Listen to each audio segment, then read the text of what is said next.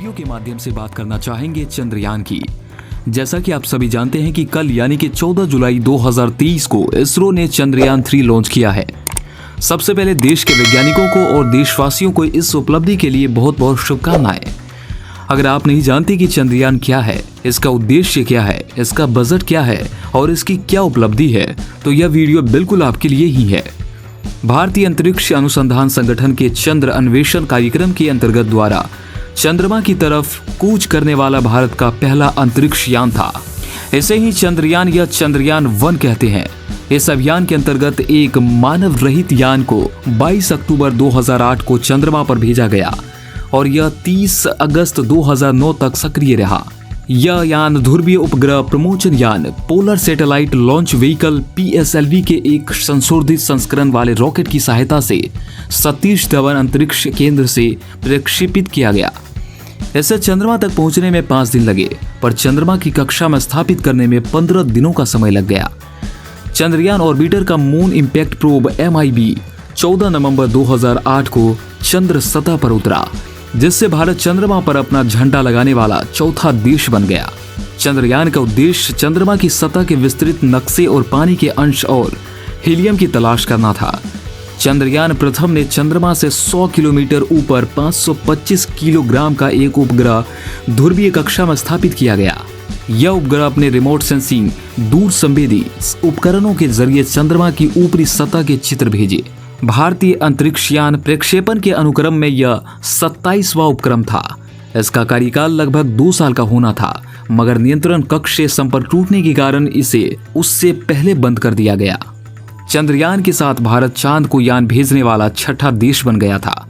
इस उपक्रम से चंद्रमा और मंगल ग्रह पर मानव सहित विमान भेजने के लिए रास्ता खुला। हालांकि इस यान का नाम मात्र चंद्रयान था, किंतु इसी श्रृंखला में अगले यान का नाम चंद्रयान 2 होने से इस अभियान को चंद्रयान 1 कहा जाने लगा। चंद्रयान 1 का प्राथमिक उद्देश्य था: नंबर 1, चंद्रमा के चारों ओर की कक्षा में मानव रहित अंतरिक्ष यान स्थापित करना। नंबर 2, चंद्रमा की सतह की खनिज और रसायनों का मानचित्रण करना। नंबर 3, देश में तकनीकी आधार को उन्नत बनाना। चंद्रयान 1 मिशन से क्या हासिल हुआ? चंद्रयान 1 के जरिए चंद्रमा की सतह पर जल तथा बर्फ की तलाश के साथ खनिज और रासायनिक तत्वों का पता लगाना तथा चंद्रमा के दोनों ओर की 3D तस्वीर तैयार करना था। सभी प्रमुख उद्देश्यों को सफलतापूर्वक पूरा करने के बाद 19 मई 2009 को चंद्रयान 1 की कक्षा 100 से 200 किलोमीटर तक बढ़ाई गई थी। चंद्रमा की सतह पर एक हॉरिजॉन्टल गुफा जैसी संरचना प्राप्त हुई, जिसे लावा क्यूब कहते हैं। यह लगभग 1.7 किलोमीटर की लंबाई और 120 मीटर की चौड़ाई में पाई गई। इस मिशन को 2 साल के लिए भेजा गया था, लेकिन 29 अगस्त 2009 को इसने अचानक रेडियो संपर्क खो दिया, जिसके कुछ दिनों बाद ही इसरो ने आधिकारिक रूप से इस मिशन को खत्म करने की घोषणा कर दी थी।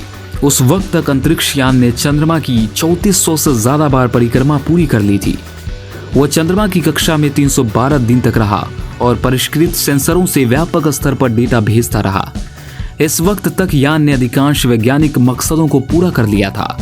यान ने चंद्रमा की सतह से 70,000 से ज्यादा तस्वीरों को भेजने के अलावा चंद्रमा के ध्रुवीय क्षेत्र के स्थानीय रूप से छायादार क्षेत्रों में पहाड़ों और क्रेटर के लुभावने दृश्यों को कैमरे में कैद कर लिया। इस अंतरिक्ष यान ने चंद्रमा पर पाई गई रासायनिक और खनिज सामग्री से संबंधित मूल्यवान डेटा भी उपलब्ध कराया। यान से मिले डेटा की गुणवत्ता काफी अच्छी थी। चंद्रयान 1 के सभी प्राथमिक लक्ष्यों और उद्देश्यों को प्रक्षेपण के 8 महीने के दौरान ही सफलतापूर्वक हासिल कर लिया गया था। चंद्रयान 1 का डेटा यूज करके चांद पर बर्फ संबंधी जानकारी एकत्र की गई। चंद्रयान 2 18 सितंबर 2008 को प्रधानमंत्री मनमोहन सिंह ने मिशन को मंजूरी दी। अंतरिक्ष यान का डिजाइन अगस्त 2009 में पूरा हुआ, जिसमें दोनों देशों के वैज्ञानिकों ने एक संयुक्त समीक्षा की। हालांकि इसरो ने चंद्रयान 2 के प्रति शेड्यूल के लिए पेलोड को अंतिम रूप दिया। मिशन को जनवरी 2013 में स्थापित कर दिया गया और 2016 को पुनः निर्धारित किया गया, क्योंकि रूस समय पर लैंडर विकसित करने में असमर्थ था। रोस्कोसमोस बाद में मार्च में फोबोस ग्रंट मिशन की विफलता के कारण वापस ले लिया, क्योंकि फोबोस ग्रंट मिशन से जुड़े तकनीकी पहलुओं का उपयोग चंद्र परियोजनाओं में भी किया गया था। जिनकी समीक्षा किए जाने की आवश्यकता थी। जब रूस ने 2015 तक भी लैंडर प्रदान करने में असमर्थता का हवाला दिया तो भारत ने चंद्र मिशन को विकसित करने का फैसला किया। 2018 के तहत तैयारी के तहत दूसरा चरण चंद्रमा पर नरम लैंडिंग में सक्षम अंतरिक्ष यान को शामिल करेगा और अतिरिक्त माप लेने के लिए एक ऑर्बिटर के साथ चंद्र सतह पर एक रोबोट रोवर को भी तैनात करेगा। चंद्रयान 2 को 14 जुलाई 2019 को लॉन्च किया जाना था, लेकिन लॉन्च को तकनीकी मुद्दों के कारण लॉन्च से 56 मिनट पहले अंतिम क्षणों में बंद कर दिया गया था। इसे बाद में 22 जुलाई 2019 को GSLV Mk3 रॉकेट पर लॉन्च किया गया था।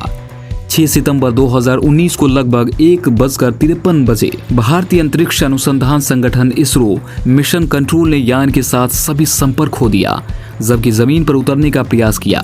संपर्क खो जाने पर चंद्रमा की सतह से 2.1 किलोमीटर की ऊंचाई पर होने का अनुमान लगाया गया था। चंद्रयान 2 का उद्देश्य।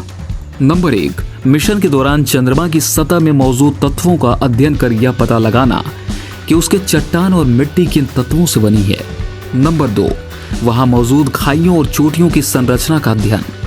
नंबर 3, चंद्रमा की सतह का घनत्व और उसमें होने वाले परिवर्तन का अध्ययन। नंबर 4, ध्रुवों के पास की तापीय गुणों, चंद्रमा के आयनोस्फीयर में इलेक्ट्रॉनों की मात्रा का अध्ययन। नंबर 5, चंद्रमा की सतह पर जल हाइड्रोक्सिल के निशान ढूंढने के अलावा चंद्रमा की सतह की त्रियामी तस्वीरें लेना। चंद्रयान 3, भारतीय अंतरिक्ष अनुसंधान संगठन यानी कि इसरो सफलता की नई इबारत लिखने के लिए तैयार है। आज शुक्रवार 14 जुलाई को इसरो का महत्वाकांक्षी मन मिशन प्रोजेक्ट अंतरिक्ष में प्रक्षेपित किया गया। इसे दोपहर 2:35 पर श्रीहरिकोटा के सतीश धवन अंतरिक्ष केंद्र से लॉन्च किया गया है। 40 दिनों की यात्रा पूरी करने के बाद चंद्रयान 3 का रोवर चंद्रमा के दक्षिणी ध्रुव पर लैंड करेगा। आइए जानते हैं कि चंद्रयान 3 चंद्रमा तक का सफर कैसे पूरा करेगा। पृथ्वी से चंद्रमा की दूरी 3.84 लाख किलोमीटर है। चंद्रयान 3 के चंद्रमा पर पहुंचने की संभावित तिथि 23 अगस्त है, यानी कि चंद्रयान 3 को चांद की यात्रा पूरी करने में 40 दिनों का समय लगेगा। इस मिशन का पहला टारगेट चंद्रमा के दक्षिणी ध्रुव पर लैंडर की सॉफ्ट लैंडिंग है। यह मिशन का सबसे जटिल हिस्सा भी है। दूसरा टारगेट रोवर का चंद्रमा की सतह पर चहलकदमी करना और तीसरा लक्ष्य रोवर से जुटाई जानकारी के आधार पर चंद्रमा के रहस्यों से पर्दा उठाना है।